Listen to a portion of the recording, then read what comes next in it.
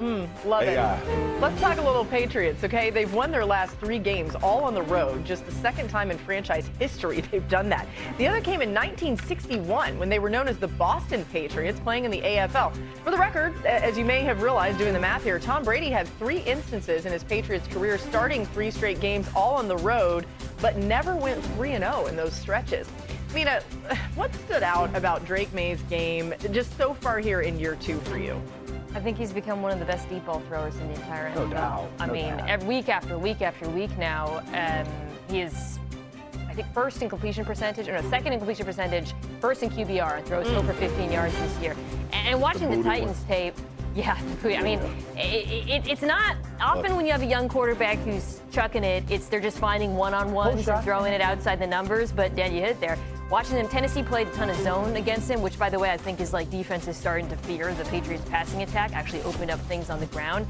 And all of his bombs were just beaten zone. I mean, the whole shot to Booty was versus quarters. How do you beat quarters? Go over the top.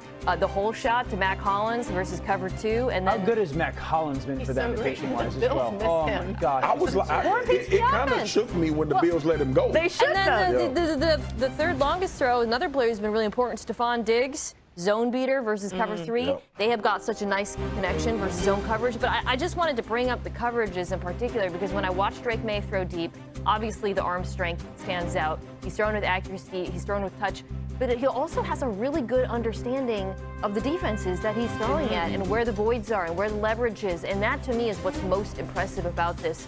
This is not just like a raw, talented quarterback chucking it downfield. Yeah. He knows what he's seeing and he knows where to attack. And those are such impactful plays because in the NFL, you only get 2 or 3 to downfield to hit to really impact the game. You can't have a conversation about New England offensively and Drake Maye right now without having it about Josh McDaniels. I've talked about every play. It's how do we protect it? How do we protect it? Double chips all the time. I think the thing that stands out the most about Drake right now is watching him. It's like watching young Ben Roethlisberger. Because here's the thing.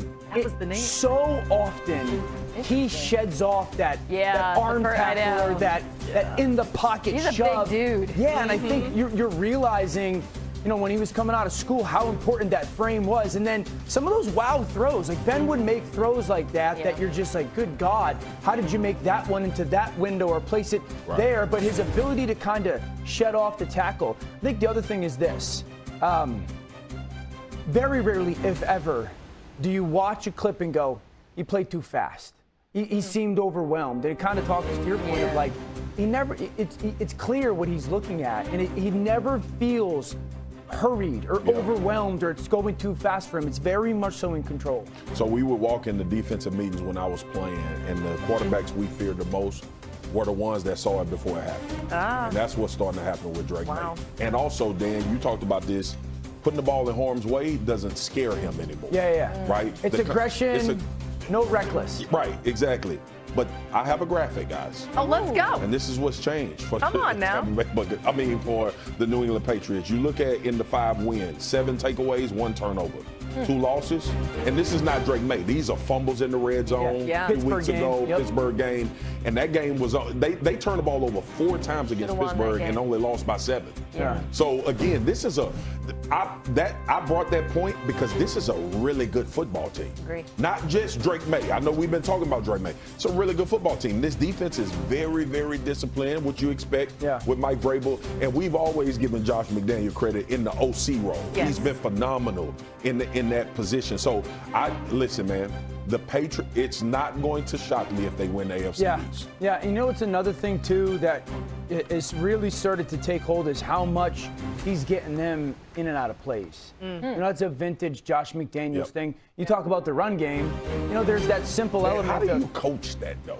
Like, what is Josh McDaniels doing? Understand it so well, too, right? You give him keys and tells. Hey, we're in this formation, this personnel grouping. That backside safety is going to tell you if we're going to the run or the pass, or that nickel is going to tell you if we want to get to the run or pass, or we want to run away from support. See the rotation. Like, there's always one. There's always one person on the defense that gives the quarterback what they're doing. As Minnesota gets ready for the Chargers on a short week, the Vikings play in LA on Thursday night. This was expected. But interesting, we'll get into this throughout the week. All right, what went wrong is something that we do, trying to figure out what happened that didn't work on Sunday, maybe even Monday, but in this case, Sunday. To Atlanta, entering Sunday's game against the 49ers, the Falcons had averaged 172 rush yards per game and 5 yards per rush, winning 3 of 4 games, victories over the Bills, Commanders, and Vikings. Sunday night, though, they ran into a wall, getting just 62 yards on the ground against San Francisco, by the way, without Fred Warner, just 3 yards a carry. Marcus, what went wrong for Atlanta's offense? Co-defensive coordinators of the week, Robert Saleh, Kelvin Shepard in Detroit. There we go. Robert Saleh kicked their ass in Atlanta. And look, we just finished talking about it during the break. Very predictable offense, right? But when Fred Warner went down, everybody was like, oh my God, who's going to quarterback this defense? Who's going to be the guy to make those tackles that usually would turn into big plays if Fred wasn't who Fred is?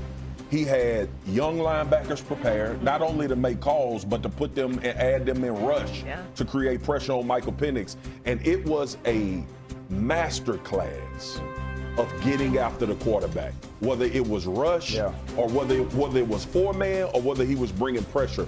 And I thought they just did a phenomenal job of being in sync. It's almost a carbon copy of what we watched the Detroit Lions do last night against the Tampa Bay Buccaneers. I enjoyed it from this standpoint, y'all. Robert Saleh defense is not simple. Like you have to adjust on the fly. You have to be able to recognize different formations. You got to be able to recognize when your job changes. He put his linebackers in games with the defensive line where you have to understand where to insert, how to finish these plays. And Bethune was like he'd been playing all season long. I just thought it was a phenomenal job again by the defensive coordinator, but those players executed, and the pressure on Michael Penix in 2-minute situations before the half and at the end of the game were a masterclass. The Niners defense deserves a ton of credit. Bethune was great, but they sure made his job a lot easier by not throwing over the middle of the field, 100%. which, when Fred Warner went out, the Bucs did to San Francisco, of course, a great deal. I was so encouraged watching the Falcons against Buffalo to see them actually change up some of their tendencies. I thought they got to some interesting play-action concepts. Michael Penix Jr., and I mentioned this right after the game, was finally throwing between the numbers at a higher rate than normally. Typically, he throws between the numbers at the lowest rate in football. In this game, despite the absence of Warner, he barely threw between the numbers. I mean, 4th down, the whole world knew that was going to be an out. Again, great play by the Niners player, but this Falcons offense has to make defenses defend the middle of the field, and right now they just aren't in the passing game. So, one, they're going to have to figure out how to play better on the road. They're a really good and explosive offense at home when it comes to yards and points. They get on the road, and it's like half the production. Communication, or? I think it's their ability to kind of do what they want. Certainly communication. I don't know if it's surface. Like, look at 10. They're averaging 10 points on the road, 26 at home. So just a very different offense. Here's my question, okay? And I know a month ago it was this war on pistol, and we called their Monday Night Football game, and I had a greater understanding of some of the reasons why they do what they do. But my question is this. How do they, the way they're presently constructed in the utilization of the pistol, hurt teams that are ultra aggressive? And I don't know if you can that much out of the pistol, because when you watch San Francisco, Penix gets the snap and he turns to his right and it's 11 cats. Pew! And so there's no really counter to that. There's no, I'm going to take advantage of your overaggression. Sure is a hell of a lot easier when you don't have any run-pass conflict. I mean, their passing game and their run game have nothing to do with each other. Yeah, there's no real marriage. At least, And so they've got to figure that out. The one play I harder to what both of y'all are talking about is when Bethune pressured in the A-gap and blew Bijan up. Right? Like, you don't give your back a chance in that situation. Right. I'm pulling the trigger. I have nothing to worry about. Right? So as a defense, and y'all know this, we talk about this all the time. As a defense, I'm trying to dictate to you. And basically what you and D.O. are saying, you are not dictating anything offensively. You're not making me pull a linebacker out of the box. You're not making me move the lineman for a different alignment. You're not adding an offensive lineman to make us play a different way. You can't play in the NFL like that anymore. So for all these coaches out here that's stuck in their scheme, man, you better figure out how to advance how you're going about playing football.